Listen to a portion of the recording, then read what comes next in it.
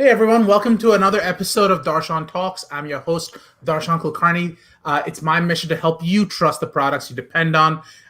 This is a special episode. We usually have one in the mornings and the afternoons, but this one we kind of had to schedule around his timeline because he's special and because I've been excited to have him on for a while. As you may know, I'm an attorney, I'm a pharmacist, and I help advise companies with FDA-regulated products. So if you think about drugs, wonder about devices, or obsess over pharmacy, this is the live stream. This is the podcast for you. I do have to specify I am an attorney, but I'm not your attorney. So this is not legal advice. I am a pharmacist, but I'm not your pharmacist, so it's not clinical advice. And my guest is a IT technology specialist, but he's not your IT technology specialist, so it's not IT technology advice. I do these live streams because they're a lot of fun, and I find myself learning something new every single time. So if it's always good to know if someone's actually listening. So if you like what you hear, please leave a comment, please subscribe. If you want to ask our guest questions, please type them in. After the talk, please share the video. In fact, during the talk, please share the video. I do have to also specify, these are considerations. They do not necessarily reflect the opinions of my host or myself.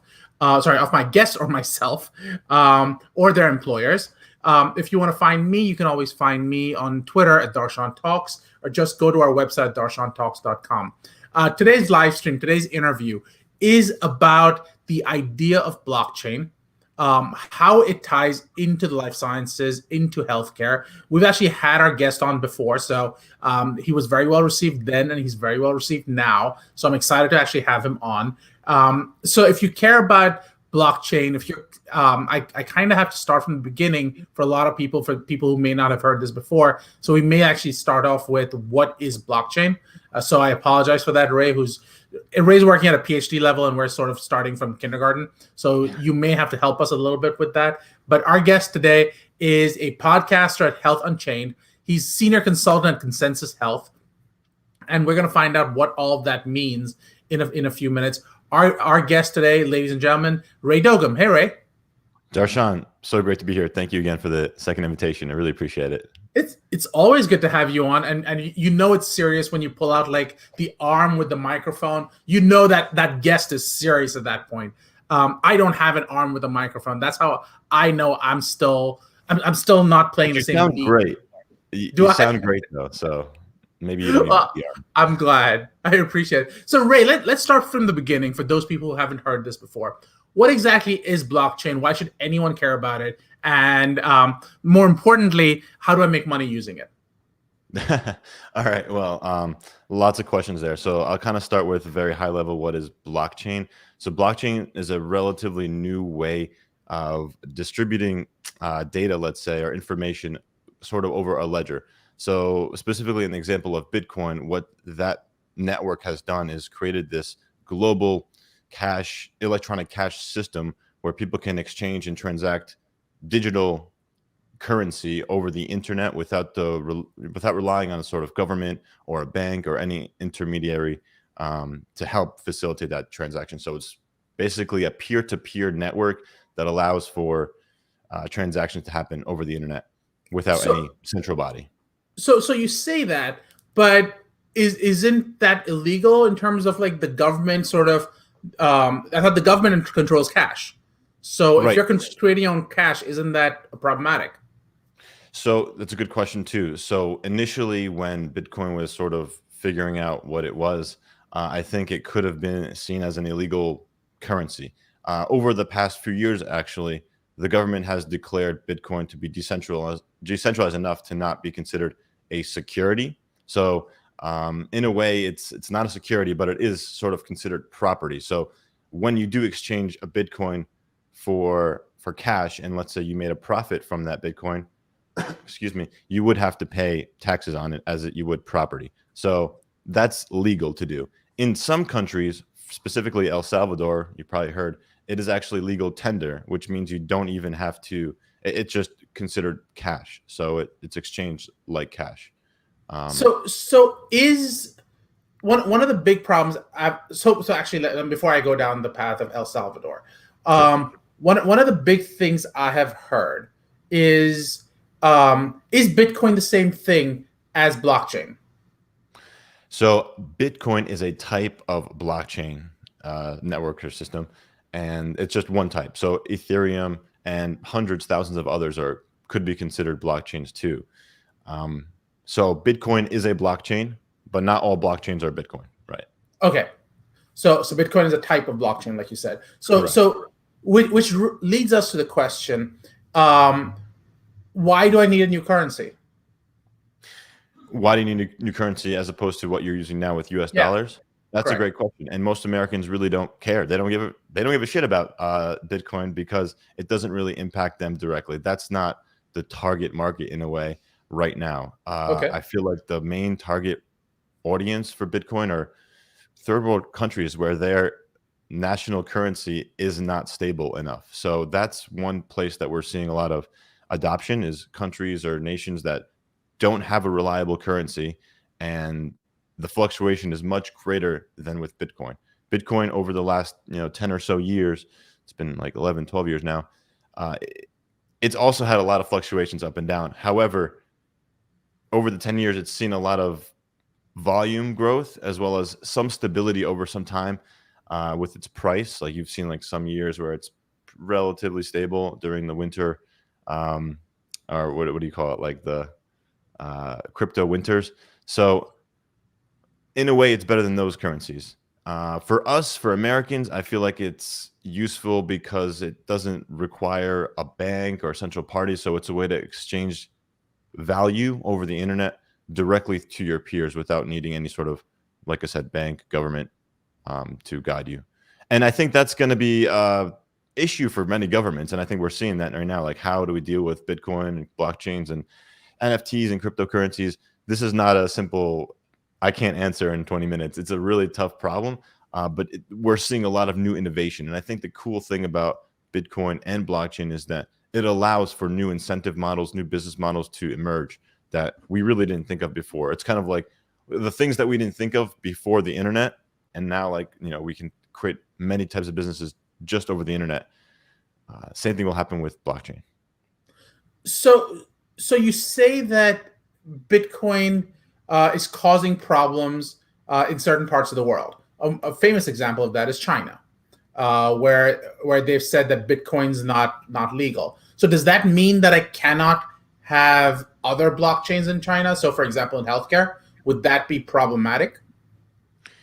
Right. In China, we're seeing a lot of fear about what's going to happen with cryptocurrencies outside of the Chinese stable coin. They've come up with their own stable coin. But with Bitcoin, you can really use it in a way that's pseudo-anonymous. However, with the Chinese stable coins, maybe it's not. It's really not. It's all completely transparent, and the government basically can watch what you buy, when, all these things, and then they can use their social currency credit system to, judge you for whatever, or prevent you from taking flights or trains or whatever to protect the mother China land. And this is just my opinion. I don't speak for any Without a national. doubt. Now, I will flash that just to be clear. Well, awesome. So the question I have then, you made this term, you mentioned this term, which is kind of important. Stablecoin. What Yeah. is stablecoin? How is that different from Bitcoin? So typically, stablecoins don't really change in price. They actually are very stable. There are a few of them that are specifically U.S. based. So there's USDC, and a few others, and basically it's a way to exchange a cryptocurrency over over the internet without fear of fluctuations in price. It's sort of like a bridge to different blockchains and cryptocurrencies in many ways. People see it that way. So, yeah, I would say that's kind of like how I would view it. So you say it's stable. How does one make a coin stable? So the price is basically this. It's $1 per USDC, for example. It just means that the controlling bodies, there's a network that's controlling the supply of the stable coins, and then the prices just remain. No one can really sell a stable coin for more or less. I mean, I guess you can off the books, you can sort of like buy stablecoins for a different price if you wanted to for whatever reason. But the value of those stablecoins will remain what they are. So each token of USDC, for example, will remain one tied to that dollar value. So it's tied to the dollar value is the point you're making. Tied to dollar value, yeah. Correct. So if Can it the be dollar tied, for value example, the fluctuates yuan? compared to, sorry. Can it be tied to the yuan, for example, or It can be, yes. Yeah. So for the yuan, it could be tied to the yuan cryptocurrency stablecoin. and are there stable coins like that? Yes. I don't know what the name of it is, but there are. There are. Okay.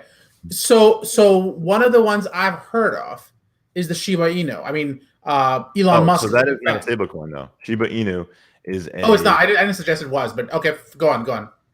Yeah. Well, Shiba Inu is like basically like a joke of a joke cryptocurrency, which originally was Dogecoin, and then Shiba Inu was created by a group, and I believe they gave a bunch of them to Vitalik Buterin, who then donated it to India during like their COVID crisis, and it was like $1 billion at the time. So that's how much Shiba Coin was donated. They got a lot of publicity. People started saying, "Oh, they're the next Dogecoin." So there is this speculative nature to cryptocurrency and blockchain that's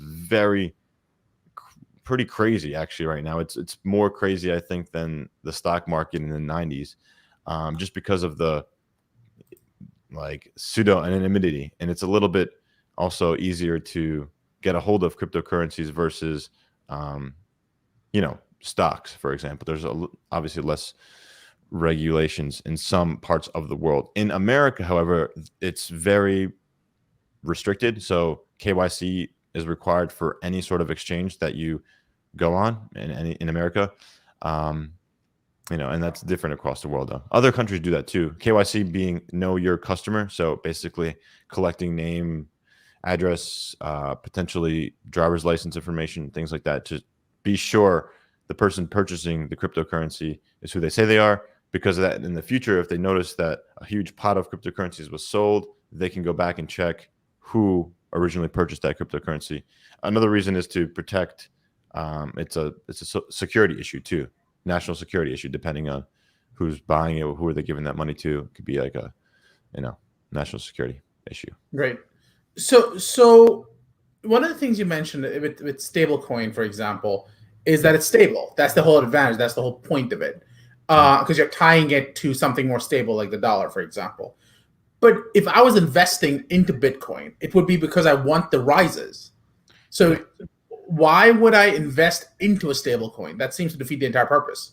Yeah, so most people don't actually invest in stablecoins. They use stablecoins as temporary accounts to hold their money. So let's say they're day trading cryptocurrency and tokens and NFTs and all these things. And then one day they're like, oh, made a lot of money. Let me sell everything.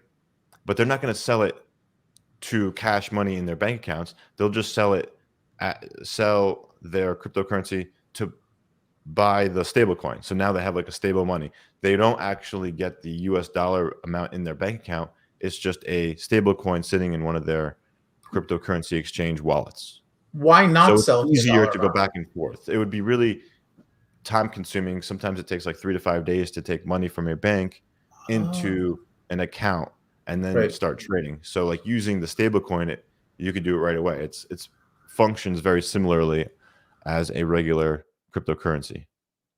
So you talk about moving it from the bank takes a little while. But I know, for example, again, the last time I invested in Coinbase, they can hold on to your cash as well. Coinbase can hold on to your cash? Yeah. Yeah. So if that's true, what is the advantage of converting to a stable coin instead of to just dollars and holding it there? Yeah, I mean, if for some cases, if you're holding US dollars in Coinbase as like a bank account, I think they have it so that you can trade pretty easily on Coinbase. But there are other platforms and trading exchanges where, and especially the decentralized exchanges. So on decentralized exchanges, there is no US dollars typically. I'm thinking like Uniswap. It's all cryptocurrency natively. So in that case, you would need to have a stable coin.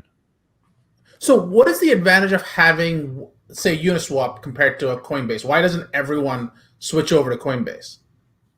So Uniswap is a cryptocurrency exchange platform. Coinbase is like an onboarding platform. So you can't bring your US dollars and bank account to Uniswap, as far as I know, to buy coins. You would have to get the coin somehow, preferably like go to Coinbase, buy your tokens, whatever you want to exchange, and then you can send it over to your Uniswap and make exchanges. Okay. Yeah.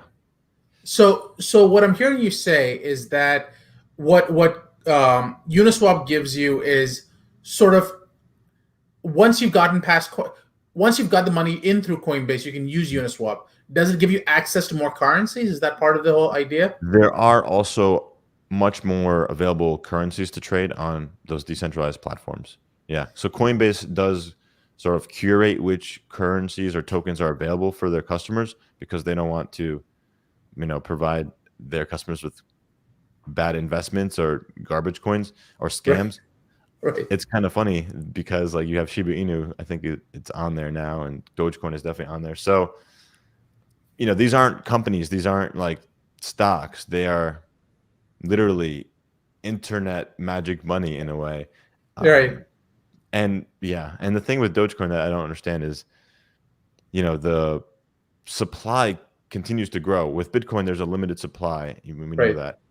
But with Dogecoin and others, it's, just keeps growing, and the price will eventually go down and down if the demand doesn't keep up, which it doesn't make sense to me, but that's where we are today. So we've spoken a lot about the currency aspect of blockchain. Yeah. Now, one of the things that gets mentioned often is blockchain is not the same thing as DLT or distributed ledger technology. What is the difference? Yeah, I would say DLT is a broader umbrella or term to define lots of different things, including decentralized like systems, blockchains, and various other things. Again, DLT, decentralized ledger technology. You have a lot of different companies and organizations trying to create their own, maybe to increase security or maybe to increase transaction throughput. There are lots of different variables that go into it. So the main difference is that, DLT is probably the highest level term you can use for all things. So like a Bitcoin is a DLT, a blockchain is a DLT. Yeah, hope that helps. It does. So it's just a broad way of stating something. So what are some technological in the healthcare field? Yeah. What are some tools that utilize DLTs? Right. So there's a few organizations that are trying to do this, but the idea behind using blockchain to improve life sciences or healthcare is mainly about data security and data transmission and making sure, and also data ownership. So you have the patient or maybe the providers or health system may want to own and verify that they own a piece of data about your health, or maybe a pool of data about a population of people. Data ownership now, as we know, it's becoming more and more important. In a way, that's how Google, Amazon are making their money, because they sort of own the data that we are generating by clicking on the clicks and by creating content. We are giving our data away to these companies that can leverage that data to basically sell more accurately, sell you more not information, but sell you more products and services more accurately. It's like targeted marketing still. So it kind of ran there. What's the, bring me back? No. The question was overall, what are some tools you've seen that are come either here or down the pike that utilize blockchain? Why should I care about it in the life sciences? I'll give you a good example of a organization called Acor. I think they're using Hashgraph, which is a type of DLT. It's sort of different than most DLTs. And what they've done is they've created a website where they are collecting information from COVID-19. Are you talking about Acor? Yeah, Acor. Oh, you're talking about Jim Nasser's company. Jim Nasser, yeah, I think he was on your show. So that's one example. I think that's a cool one. Basically, it's ensuring that no data is being modified or changed after it's been put on the internet. validating that this is really the number of cases of COVID in this city, town, and hospital, and number of people that are sick in the hospital. So that's one way. But another way is also like providing consent for participating in clinical trials. So that's one that I think really ties to what you do as well in the regulatory space.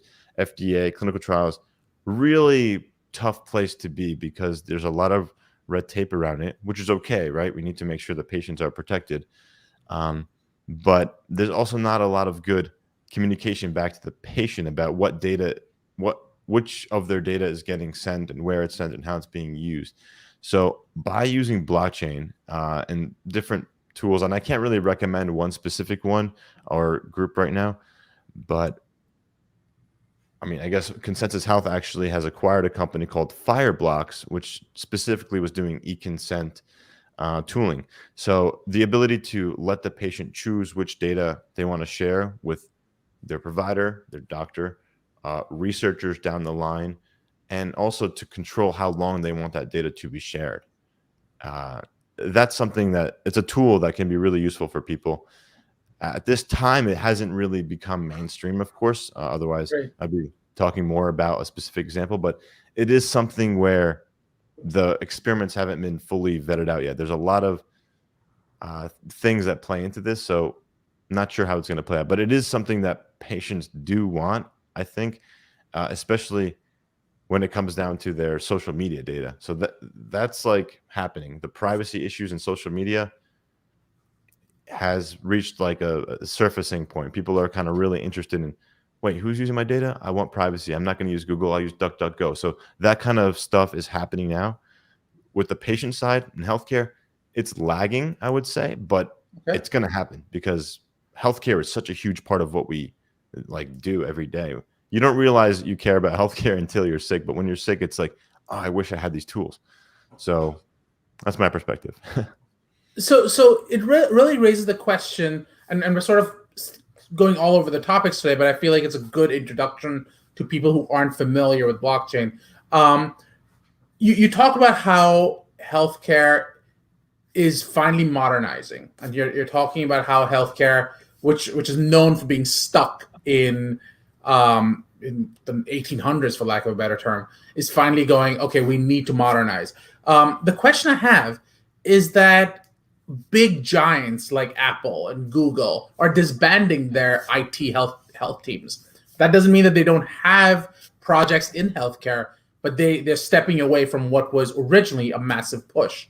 So what makes you as a technologist believe the future in healthcare involves a lot more IT when Google and Apple are saying, I'm not ready to place my bets anymore? Yeah, that's a good question. I really do wish like I know why those companies specifically got out. There must have been maybe more financial reasons, political reasons. I don't know. I do think that the healthcare space has had a lot of growth in the last 10 years in IT, telehealth, huge. Lots of new sort of experiential patient experience tools have come into play. Navigating a hospital has improved through some technology. So there's a lot of technology that has happened in healthcare. I really do wonder why these Apple, and I gotta say though, Apple is in healthcare pretty heavy, Sure. I think still. So I think they're both doing things in healthcare, but they both basically disbanded the centralization part of it. Yeah. I mean, I have my own theories. Like, I think that they've disbanded centralization. They're going to do their own thing, and then they may re-centralize in the future. But that's just me speculating. It's possible. Maybe like sometimes, for a company to be successful, you just need to let it go. So they're like trying to like withdraw any control or ownership and see what the innovators can come up with, sort of thing. Yeah. And I think and if it didn't work one way, try the other way. So why not? I think that's a good approach. And they have the resources to kind of to fund that, really. Yeah. So you talked a little bit about your consenting tool, and you talked a little bit about how the tools you work with, you help develop, are probably using. Are they using DLTs as part of their process? They are. Yes. So there's also a tool called, and I'm not as technical as some of the other awesome members of Consensus Health, but Sure. Baseline Protocol is a tool that they, a couple of weeks ago, there was a hackathon, and some of the engineers went to Atlanta, ETH Atlanta, and they did some hacking or some like coding using Baseline. So I think that was interesting. So yes, that is ongoing for sure. Okay, so we're seeing people use consenting and tracking consent at a granular level. And I had this question for Jim when I spoke to him, but I'm curious about your take. One of the a lot of that consent comes from GDPR. A lot of it comes from PIPEDA, comes from the Chinese Data Protection Act, et cetera, et cetera, et cetera. A lot of those include the right to be forgotten. The whole point of blockchains and DLTs is that they don't enable the right to be forgotten. Now, to be fair, that's mostly in the public blockchain level. Could you talk a little bit about mission blockchains and how they incorporate, if at all, the right to be forgotten? Right, and many different organizations kind of do it differently. So you could develop a system or a blockchain system connected to like a cloud-based database to be forgotten. So you could do it in a way where your data is removed from the internet in its entirety, and that's if you don't save it directly on the ledger itself. If you don't save your medical information and notes on the ledger, because then you can't remove it. It's on all the hard drives. It's done. But if you're just saving like hashes, or you're saving like targeting links to your data, and then in a way you can sort of remove or burn the tokens in a way so that no one can access those links anymore. In that way, you could sort of still enable this right to be forgotten and keep the blockchain system going at the same time. Again, there's a lot of technical background that we would need to go through. And I'm not going to say I'm going to be able to do it for you today, but there are ways that it's possible. What I'm trying to say is, just because there's a blockchain being used for healthcare data doesn't mean that data can't be removed completely from access. So let's reframe the question. We've been talking about healthcare data. So first of all, I mentioned a term, which was public blockchains versus mission chains. So my question for you is, what is the distinction between the two? Well, mission chains, that's really interesting, because I feel like in a way you can argue some public blockchains are mission driven too. So in a way, Bitcoin and Ethereum's mission is really to help, for Bitcoin's example, to help bank the unbanked, you can say, and give self-sovereignty to people's money. So you'll be able to own your own money and transact with whoever you want. With Ethereum, it's a mission-driven blockchain to help organizations and people all around the world use a decentralized supercomputer that's on 24/7 and it can never be turned off, basically, and allow for the world of IoT devices to become online in a decentralized way. So there's lots of mission-driven things that can happen using that infrastructure, I would say. But specifically about, I think when you're referring to mission chains, you're just talking about some group or organization that's interested in some little mission and they create their own blockchain, basically, right? Yeah. In fact, I would say that's less mission driven because they're trying to leverage or take advantage of their own chain or something and control it, as opposed to a community, social, global phenomenon that is more mission driven, in my opinion. But it depends on the example. I'm not saying all mission chains are bad or anything. It's just I do believe in like the large networks playing a huge role in our future. So what I'm hearing you say, and so far the large networks have primarily been more of a like your Bitcoins and the like. They've primarily been the financial sector. Is there any large network yet that you're aware of in the healthcare space? I'm going to go ahead and say no, not right now. There are some consortium that are really big, but they don't have necessarily like a financially stable model or like a blockchain per se.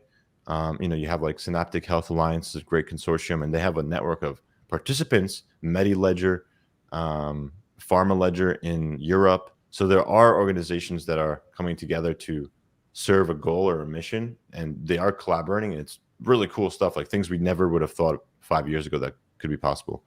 So that's happening, but are they really blockchains yet? I can't say for sure. Fair enough. It's in the right direction, though. They are becoming more decentralized, generally speaking. So let's ask the big question before as the last question. That's a good way to end it, which is,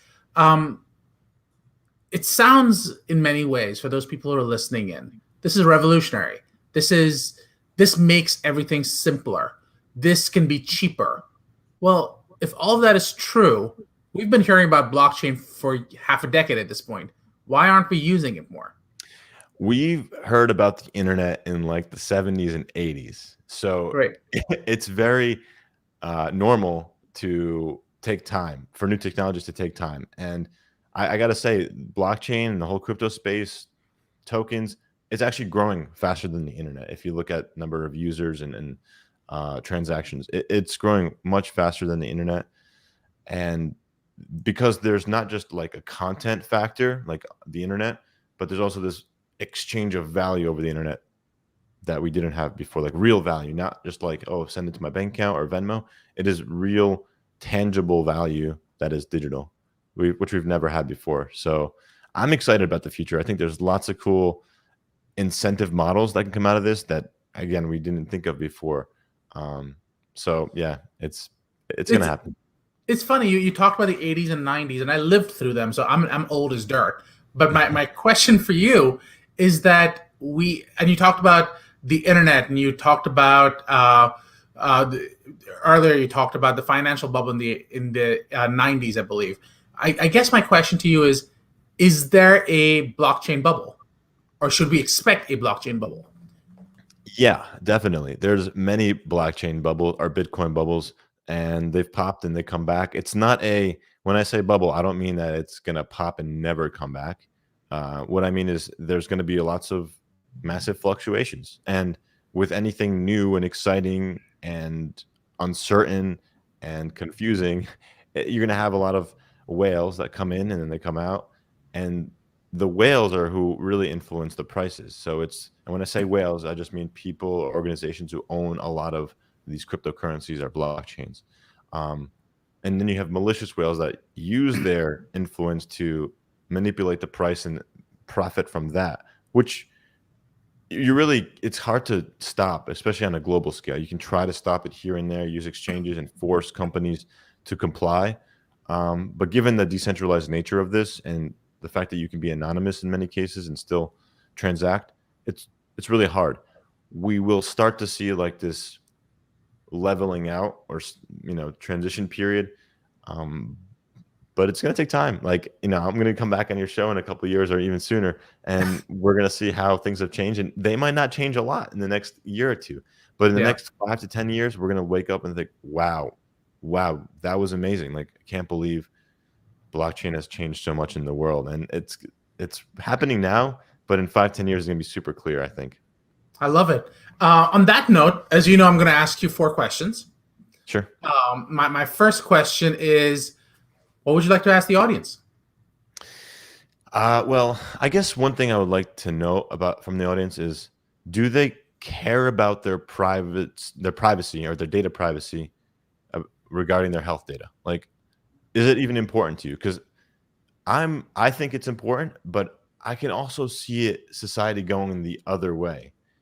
Meaning they'll just be really open about everything health-wise. They'll share all their labs and doctor's notes and mental health notes.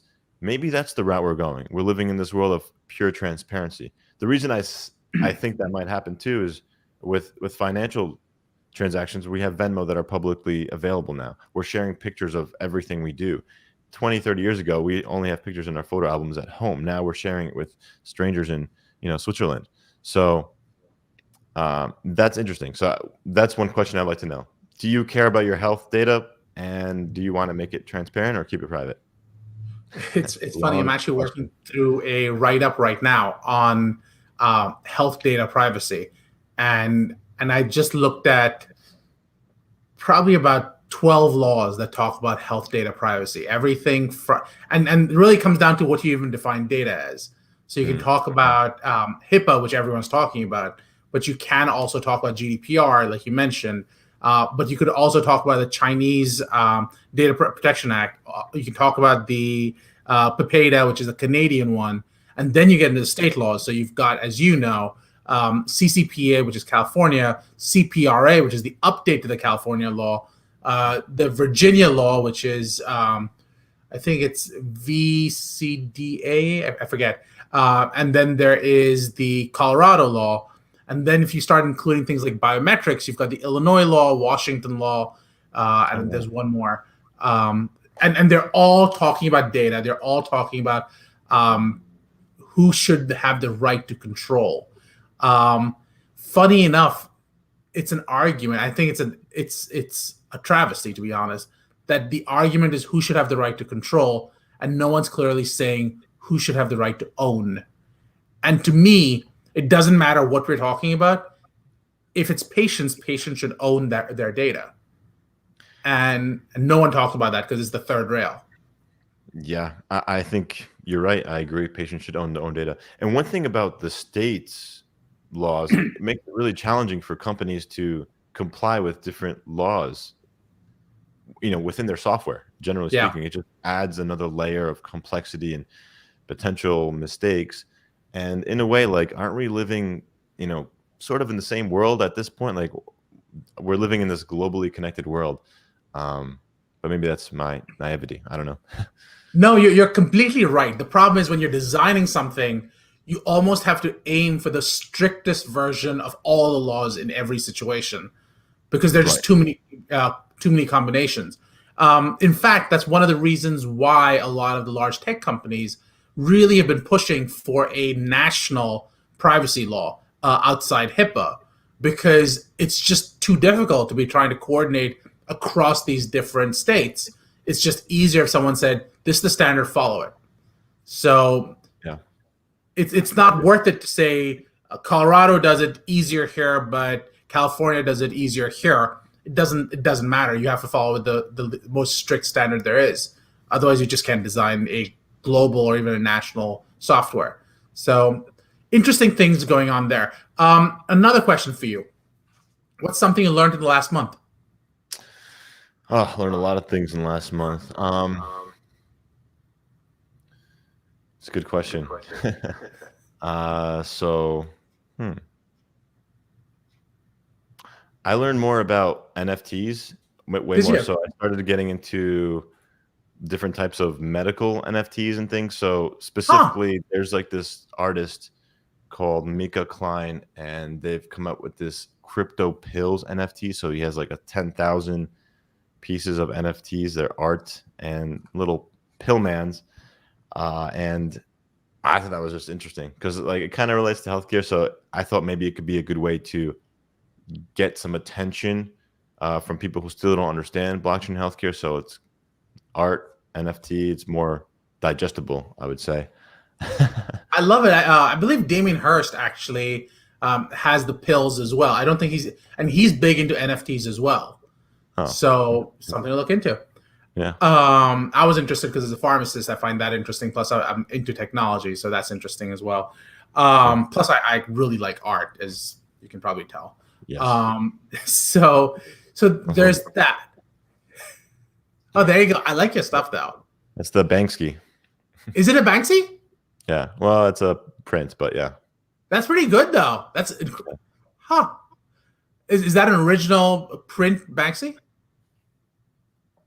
Yeah. I mean, it's a print, so I don't know. Yeah. You heard about the last one that just went on the market where it was sort of shredded? Do you remember that one? Oh yeah, I do. That was interesting. Yeah, that one. So I think that one was on sale this week for between 3 to 5 million. So we'll see how that goes. This is worth not that much at all. Fair enough. And Or it's at least, unshredded. Isn't that crazy? What's up with that? what made you happy in the last week? Um, well, this weekend I actually went out to Vermont and did a beautiful hike, and I got to see the colors everywhere and just got to appreciate nature away from my phone. So having no service and just being in nature made me happy. So we do have to ask this question, which is, you have your own podcast. Tell us a little bit about it. Where can people find you? Sure. Yeah, and thanks for asking.